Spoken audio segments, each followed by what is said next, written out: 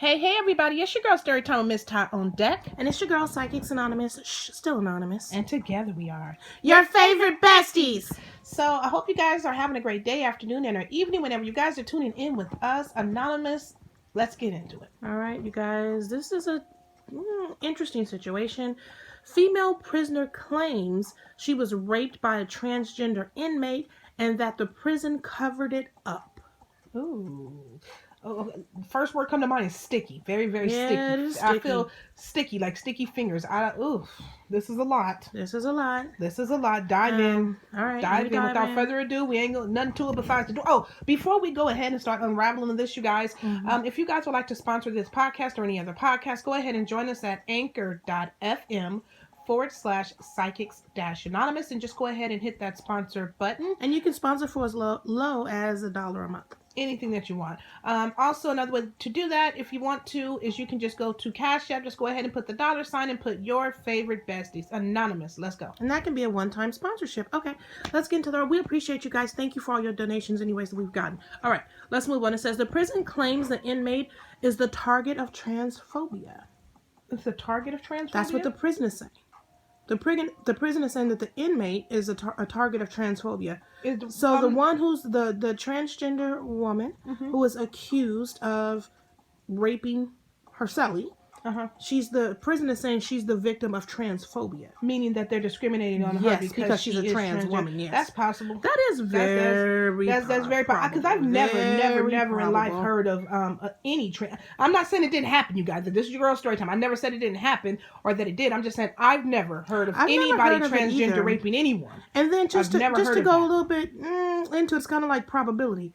What's the probability of that happening? I think it's a next to none. And I didn't say none. I said next to none. So not to say that this didn't happen in this case. We don't know that. But the thing is, I think it's a next to none probability. Right? Read the article. All right, let's get into the article. It says a female prisoner at the Logan Correctional Center in Illinois is suing the prison for reportedly covering up her alleged sexual assault at the hands of a transgender inmate last year. It says the woman who is identified as Jane Doe in the lawsuit alleged that an inmate who identifies as female but still has male genitalia was moved into her housing unit last summer and immediately began to express interest in her. In the lawsuit, she recalled that she was terrified of this inmate as the inmate was much bigger and stronger, and because she had heard that the inmate had assaulted prior cellmates and had been convicted of murder. Well, damn it, that's enough to make you scared of the person anyway. Yeah, that's terrifying. Okay, convicted of murder, assaulted the other cellies or other inmates. That's enough. Yeah, that's enough not to make it doesn't matter if they're transgender or not. That's what I'm saying. I don't want to be around that kind of company, period. Yeah, that's what I'm saying. Regardless of transgender or not, it don't matter. If your cellie has a rap sheet like that, it's gonna make you uncomfortable. It's gonna make anybody uncomfortable. That's scary. I don't know. Sheesh, this is a heavy article. Keep going. Yeah. Okay. Hold on. Let me see. Okay. The woman then said she was raped by the inmate, but that after she reported the incident to authorities, only a sham investigation ensued. The woman alleged that she was told by an officer that he did not believe her, and he pressured plaintiff to say that there was no sexual assault. She said she was coerced into saying the encounter was consensual, and soon after filed a grievance with the Illinois Department of Correction. Now, this is what I want to say about that. Yikes. There's too much pressure here going on to say it didn't happen. That makes me likely to believe it did. Or that something did pick up. I hate to say that. But anytime you got the correctional officers and all of them sticking together with a unanimous story, it didn't happen, I'm more inclined to believe it did. I hate to say that. I really do. But let's be fair. How many times have we seen correctional officers and all that have each other back and say it didn't, cover some stuff up of horrific crimes that have happened in prisons? I know, this them I don't trust. See, that's my thing. I just don't trust them. No, I don't trust them. Now, if they were being more neutral about the situation, I can see it different, but they're screaming too loud. It didn't happen for me. I know. Okay, and then, but also, let me just go back really briefly. So, how did this transgender inmate get into this lady's cell anyhow? No, they were cellies. Why?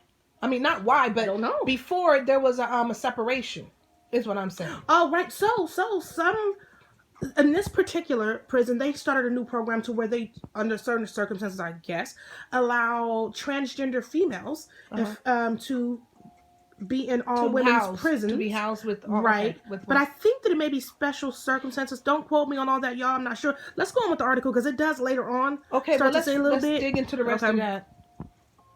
Okay. So, in return, the IDOC determined that she committed a major infraction for filing a, quote, false complaint under the Prison Rape Elimination Act. Here's my thing. How the hell they gonna say her complaint is false, though? Especially if they wasn't there. I take issue with that. Well, you know what I want to know? But I want you guys to separate. Okay, just one thing. I'm sorry. No, you go ahead before you forget. I just wanted to say that I wonder if they gave her a rape kit when this happened. Right. Because she just has the male parts. If there was a rape kit and this transgender roommate alleged it really did rape her, then there's going to be DNA. Right. Right? So that's a damn good question. Because that to me... good question. Would be evidence of something I don't think they did, because remember, she said when she reported it that the what do they call, correctional officers forced her to say it was consensual. Okay. So if they forced her to say it's consensual, I doubt that they did any rape. No, but even if they forced her to say it's consensual, even if they did the rape kit, then the DNA would be there, but it would be by her own accord. You see what I mean? Oh, good point. So if they said you say it's consensual, and then they did swab. You know, and they said, yes, we found DNA from this, you know, your roommate or whatever else. Well, then it's consensual anyway. So we had sex. Right. See what I'm saying? Another thing that another thing that kind of troubles me about this is the fact of this. Why would she say, out of all people, did her transgender roommate rape her? Why? What's the motivation for that? Did it What's happen? the motive? I mean, for her to be so strongly to the point when she got out, she filed a grievance on them. Well, I said it happened, damn it. Well, y'all tried to make me say it didn't happen. Yeah, that's my thing. The fact that she didn't go back on that and she stood firm in her thing, something happened. Something. I'm more liable to believe, because I'm gonna tell you something. I don't want to believe that. No, of course you don't, because it's a horrible thing, and not only that, I think it does something very sad for the community. Because I think it sets other future trans women back, because while they, you know, there's a lot of people advocating for equal rights for trans women. Exactly. You know, exactly. And so I think that kind of just sets that movement back, which is disheartening for them. You know what I mean? If that really happened, how she said it did. Man. You know what I mean? Okay. That can set that whole movement back. So she files, and get this. Then they wrote her up for, quote unquote, a major infraction for filing a false claim. Here's my whole thing. How do you know it's false? Did you investigate? Were you there? I mean, my whole thing is, why are you so quick to say it's a lie? Well, I have an idea. I have a theory. I'm going to give it to you really quick, and then I think you need to finish the article because we got a boogie. Okay, go ahead. One theory is this. The program that's funding, it's program funding. If they can integrate more institutions with trans women and men, you know, allowed in either institution, because you know it's all segregated now. Right. If they were, it has to be a funded program. Okay, gotcha. The funding is bringing in millions. Good point. So it's worth more for her to say, shut the hell up. No, that did not happen. We're going to get this program more integrated. Why? Because that's where the money is. Right. That's my theory. Okay. That's why they're trying to tell her, shut the hell up. It didn't happen. Okay. That's a good point. That's a good point. All right. So, it says, transphobia or cover-up. The alleged assailant, who is identified in the lawsuit as Janiah Monroe, formerly known as Andre Patterson, had been sentenced to 12 years in prison for the attempted murder of a government employee, and then received 20 more years after he strangled a cellmate to death. Well, he could have been fighting for his life with the cellmate. That's true. In all fairness. That's I'm not trying to make excuses for nobody. No, it's not trying to make excuses, but sometimes sometimes it's a whole other place. It's not like just being outside walking down the street. Statement that the person could have been fine for what's her name, Janiah, could have been fighting for her life. Yes, no, I mean, I'm just going to be honest, because you guys, prison, I don't know, you know, the whole thing about it, you guys might see some stuff on TV or not, but I don't know how serious that you guys really know that could be. You know what I mean? That's crazy. We don't know all the details on that. That person could have been trying to attack her. We don't know that. Well, but anyway, so we don't know. I can't judge based on the end. I question about what she doing with the government. This is what I wonder. If she had got another 20 years, well, okay, the government employee is one, murder, and then 20 years, additional years for the cellmate. My question is, what the hell was she doing in the cell with that lady?